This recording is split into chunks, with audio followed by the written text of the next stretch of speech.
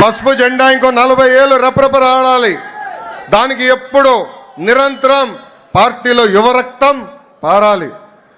దానికి అందరి సహకారం ఉండాలి. పెద్దలందరూ కూడా ఈరోజు పాలిట్ బ్యూరో సభ్యులందరూ కూడా యువకుల్ని పెద్ద ఎత్తున ప్రోత్సహిస్తున్నారు.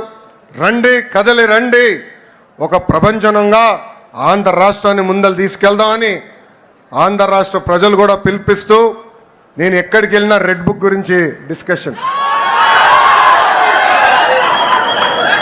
నేను అనుకున్నా రెడ్ బుక్ గురించి మాట్లాడాల్సిన అవసరం లే.